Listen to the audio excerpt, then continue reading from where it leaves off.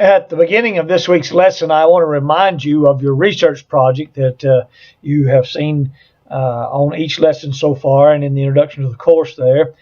Your final exam or final project is this research paper that you're doing to me and for me, and the specs are I've been reminding you of each week in each lesson. So don't forget to continue to work on that research paper and the specifications I have outlined for you each week there for the research paper. This week's lesson, we are going to be studying types.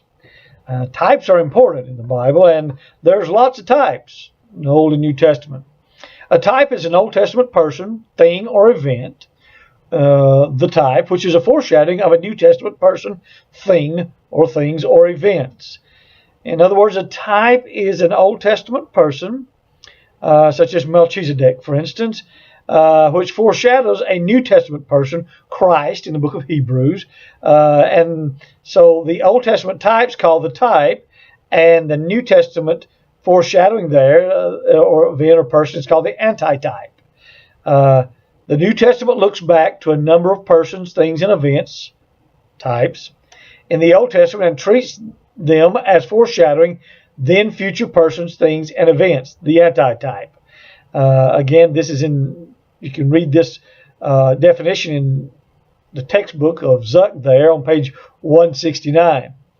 And of course, remember that all these lectures are following are more or less an overview of the textbook that you're reading there that Zuck wrote.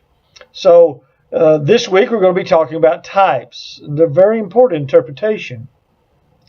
We'll talk about the various characteristics. There's 6 characteristics of a type, and we'll be discussing those characteristics. It's called resemblance, historical reality, prefiguring, heightening, divine design, and that types must be designated in the New Testament. These are the characteristics of a type. We'll be discussing those in our audio lecture later on in this lesson.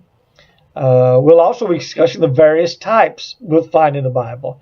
And those various types can be basically outlined under 3 major headings in the New and the Old Testament.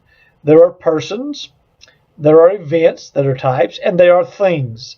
So persons, events, and things are 3 major headings that types are outlined under in the Old and New Testament. We'll finish our lecture with various steps in interpreting a type or types.